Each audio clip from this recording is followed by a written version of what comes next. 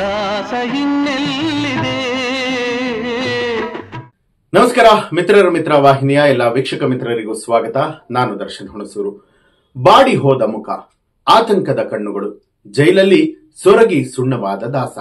ಬರೋಬ್ಬರಿ 81 ದಿನಗಳ ಬಳಿಕ ರೇಣುಕಾಸ್ವಾಮಿ ಕೊಲೆ ಪ್ರಕರಣದಲ್ಲಿ ಕಿಲ್ಲಿಂಗ್ ಸ್ಟಾರ್ ದರ್ಶನ್ಗೆ ಹೊರ ಜಗತ್ತಿನ ದರ್ಶನ ಆಗಿದೆ. ಹಾಗಂತ ಅವ್ರಿಗೇನು ಬೇಲ್ ಸಿಕ್ಕಿಲ್ಲ.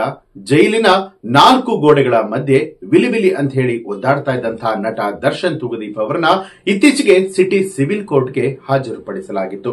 ಈ ಒಂದು ನಿಟ್ಟಿನಲ್ಲಾದರೂ ಕೂಡ ಹೊರ ಜಗತ್ತಿನ ದರ್ಶನ ಆಗುತ್ತೆ ಅನ್ನುವಂತಹ ನಿಟ್ಟಿನಲ್ಲಿ ಬೂದು ಬಣ್ಣದ ಪುಲ್ ಓವರ್, ನೀಲಿ ಬಣ್ಣದ ಜೀನ್ಸ್ ಅನ್ನ ತೊಟ್ಟು ದರ್ಶನ್ ಪೊಲೀಸ್ ವಾಹನದಲ್ಲಿ ಕೋರ್ಟ್ಗೆ ಆಗಮಿಸಿದ್ರು.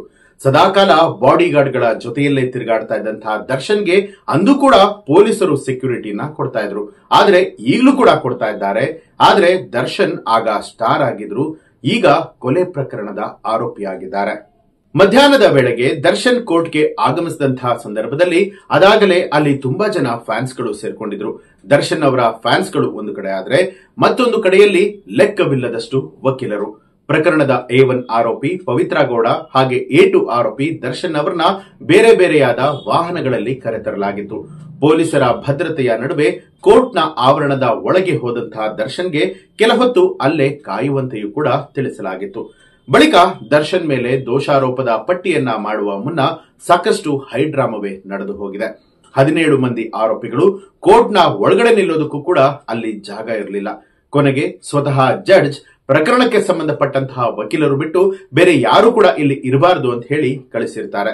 ಅಲ್ಲಿದ್ದಂತಹ ಪೊಲೀಸರು ಹಾಗೆ ವಕೀಲರಿಗೆ ಹೊರ ಹೋಗುವಂತೆ ಮನವಿಯನ್ನ ಕೂಡ ಮಾಡ್ತಾರೆ. ಜಡ್ಜ್ ಮತ್ತೆ ಪೊಲೀಸರು ಮಾಡಿದಂತಹ ಮನವಿಯ ಬಳಿಕ ಕೊಂಚ ಪ್ರಮಾಣದಲ್ಲಿ ಅಲ್ಲಿ ಜನಜಂಗುಳಿ ಖಾಲಿಯಾಗತ್ತೆ. ಜಡ್ಜ್ ದರ್ಶನ್ ಹಾಗೆ ಇತರ 16 ಮಂದಿಯ ಕುರಿತಾಗಿ ದೋಷಾರೋಪವನ್ನ ಮಾಡ್ತಾ ಇದ್ರೆ ಎಲ್ಲರೂ ಕೂಡ ಅದನ್ನ ತಿರಸ್ಕಾರ ಮಾಡ್ತಾರೆ. ಕೊನೆಗೆ ಜಡ್ಜ್ ನವೆಂಬರ್ 10ನೇ ತಾರೀಕಿನಿಂದ ಪ್ರಕರಣದ ವಿಚಾರಣೆಯನ್ನ ಆರಂಭ ಮಾಡೋದಾಗಿ ಪ್ರಕರಣವನ್ನ ಮುಂದೂಡುತ್ತಾರೆ. ಆದೇಶವನ್ನ ಕೂಡ ಹೊರಡಿಸ್ತಾರೆ. ವೈರಲ್ ಆಯ್ತು ದರ್ಶನ್ ಅವರ ಈ ಒಂದು ಫೋಟೋ. 81 ದಿನಗಳ ಕಾಲ ಹೊರ ಜಗತ್ತನ್ನ ಕಾಣದೆ ದರ್ಶನ್ ಹೇಗಿರಬಹುದು ಅನ್ನುವಂತಹ ಕುತೂಹಲ ಎಲ್ಲರಲ್ಲೂ ಕೂಡ ಇತ್ತು. ಆ ವೇಳೆ ಕೋರ್ಟ್ ಒಳಗೆ ದರ್ಶನ್ ಕೂತ್ಕೊಂಡಿರುವಂತಹ ಫೋಟೋ ಒಂದು ಸಾಕಷ್ಟು ವೈರಲ್ ಆಗುತ್ತೆ. ಮುಖ ಸಂಪೂರ್ಣವಾಗಿ ಬಾಡಿ ಹೋಗಿರುತ್ತೆ. ಕಣ್ಣಲ್ಲಿ ಮುಂದೆ ಏನಾಗುತ್ತೆ ಅನ್ನುವಂತಹ ಆತಂಕ ಕೂಡ ಇರುತ್ತೆ. 2 ಕೈಗಳನ್ನ ಜೋಡಿಸಿ ದರ್ಶನ್ ದೇವರನ್ನ ಬೇಡ್ಕೊಳ್ತಾ ಇರುವಂತಹ ರೀತಿನಲ್ಲಿ ಆ ಫೋಟೋ ಇರುವಂತದ್ದು. ಒಟ್ಟಾರೆಯಾಗಿ ಪರಪ್ಪನ ಅಗ್ರಹಾರ ಜೈಲಿನಲ್ಲಿ ದರ್ಶನ್ ಸೊರಗಿ ಸುಣ್ಣವಾಗಿ ಹೋಗಿದ್ದಾರೆ ಅನ್ನುವಂಥದ್ದು ಈ ಒಂದು ಫೋಟೋಯಿಂದ ಗೊತ್ತಾಗುತ್ತೆ. ಕೋರ್ಟ್ನ ಅನುಮತಿಯನ್ನ ಪಡೆದು ಮನೆಯ ಊಟವನ್ನ ಕೂಡ ದರ್ಶನ್ ಅವರು ತಿಂತಾರೆ. ಒಂದು ಸಮಯದಲ್ಲಿ ಅವ್ರಿಗೆ ಬೇಕು ಅಂದಾಗ ಬೇಕಾದಷ್ಟು ಎಲ್ಲಾ ರೀತಿಯಾದಂತಹ ಆಹಾರವನ್ನ ತಿಂತಾ ಇದ್ದಂತಹ ದರ್ಶನ್ ಈಗ ಕನಿಷ್ಠ ಅವ್ರ ಮನೆಯ ಊಟವನ್ನ ಅವ್ರು ಮಾಡೋದಕ್ಕೂ ಕೂಡ ಕೋರ್ಟ್ನ ಅನುಮತಿಯನ್ನ ತೆಗೆದುಕೊಳ್ಳುವಂತಹ ಪರಿಸ್ಥಿತಿ ಎದುರಾಗಿದೆ. ಕೋರ್ಟ್ಗೆ ಬರುವಂತಹ ಖುಷಿಯಲ್ಲಿ ದರ್ಶನ್ ಬೆಳಿಗ್ಗೆಯಿಂದ ಏನೂ ತಿಂದಿರ್ಲಿಲ್ವಂತೆ. ಇದನ್ನ ಜಡ್ಜ್ ಮುಂದೆ ಕೂಡ ಹೇಳ್ತಾರೆ. ದರ್ಶನ್ ಅವರು ಊಟ ಮಾಡಿಲ್ಲ, ಅವ್ರಿಗೆ ಊಟನ ಕೊಡಬಹುದಾ ಅಂತ ಹೇಳಿ ವಕೀಲರು ನ್ಯಾಯಾಧೀಶರನ್ನ ಕೇಳ್ತಾರೆ.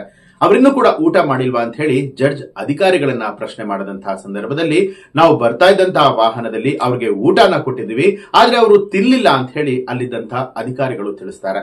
ಅವರ ಪತ್ನಿ ವಿಜಯಲಕ್ಷ್ಮಿಯವರು ಮನೆಯಿಂದ ಊಟ ತಂದಿದ್ದಾರೆ, ಅದನ್ನ ಕೊಡಬಹುದಾ ಅಂತ ಕೇಳಿದಂತಹ ಸಂದರ್ಭದಲ್ಲಿ ಮನೆಯ ಊಟವನ್ನ ಕೂಡ ಪರಿಶೀಲನೆ ಮಾಡಿಕೊಡಿ ಅಂತ ಹೇಳಿ ಜೈಲಾಧಿಕಾರಿಗಳಿಗೆ ಜಡ್ಜ್ ಸೂಚನೆಯನ್ನ ಕೊಟ್ರು. ಕೋರ್ಟ್ನಲ್ಲಿ ಮನೆಯ ಊಟವನ್ನ ಸವಿದ ಬಳಿಕ ದರ್ಶನ್ ಅಲ್ಲಿಂದ ಪರಪ್ಪನ ಅಗ್ರಹಾರದ ಕಡೆಗೆ ಹೊರಡ್ತಾರೆ. ಕೋರ್ಟ್ನಿಂದ ಹೊರಹೋಗುವಂತಹ ಸಂದರ್ಭದಲ್ಲಿ ಮುಂದೆ ಪವಿತ್ರ ಗೌಡ ಹೋದ್ರೆ ಆಕೆಯ ಹಿಂದೆ ದರ್ಶನ್ ಅವರು ಹೋಗ್ತಾರೆ. ಇಂತಹ ಸಂದರ್ಭದಲ್ಲಿ ಅಭಿಮಾನಿಗಳಿಗೆ ಸೆಲ್ಯೂಟ್ ಹೊಡೆದಂತಹ ದರ್ಶನ್ ಇನ್ನು ಕೆಲವರಿಗೆ ಕೈ ಆಡಿಸಿದ್ರಂತೆ. ದರ್ಶನ್ ಕಂಡೆಲ್ಲ ಅವರ ಅಭಿಮಾನಿಗಳು ಡಿ ಬಾಸ್ ಅಂತ ಹೇಳಿ ಕೂಗೋದಕ್ಕೆ ಶುರು ಮಾಡ್ತಾರೆ. ಕೋರ್ಟ್ನ ಆವರಣದಲ್ಲೂ ಕೂಡ ಡಿ ಬಾಸ್ ಅಂತ ಹೇಳಿ ಕಿರಿಚಾಡಿ ಕೂಗಾಡಿದಂತಹ ಜನರನ್ನ ಕೂಡ ಪೊಲೀಸರು ಅಲ್ಲಿಂದ ಕಳಿಸ್ತಾರೆ.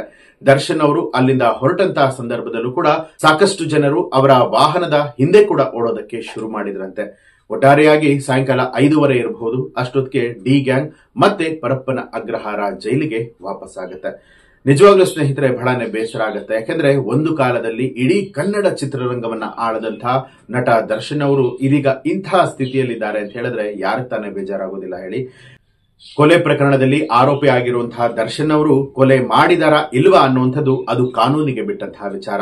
ಆದರೆ ಒಬ್ಬ ನಟನಾಗಿ ನೋಡಿದಂತಹ ಸಂದರ್ಭದಲ್ಲಿ, ಒಬ್ಬ ವ್ಯಕ್ತಿಯಾಗಿ ನೋಡಿದಂತಹ ಸಂದರ್ಭದಲ್ಲಿ ಆ ರೀತಿಯಾಗಿ ಇದ್ದಂತಹ ವ್ಯಕ್ತಿ ಈಗ ಈ ತರ ಆಗಿದ್ದಾರೆ ಅಂತ ಹೇಳಿದ್ರೆ ಖಂಡಿತವಾಗ್ಲೂ ಬೇಸರ ಆಗುತ್ತೆ.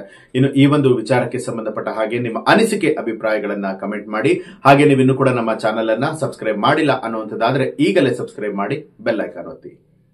ಉಲ್ಲಾಸ ಇನ್ನೆಲ್ಲಿದೆ? ಹೆಚ್ಚಿನ ವಿಡಿಯೋಗಳಿಗಾಗಿ ಮಿತ್ರರ ಮಿತ್ರ ಚಾನೆಲ್ ಅನ್ನ ಸಬ್ಸ್ಕ್ರೈಬ್ ಮಾಡಿ, ಬೆಲ್ ಐಕಾನ್ ಒತ್ತಿ.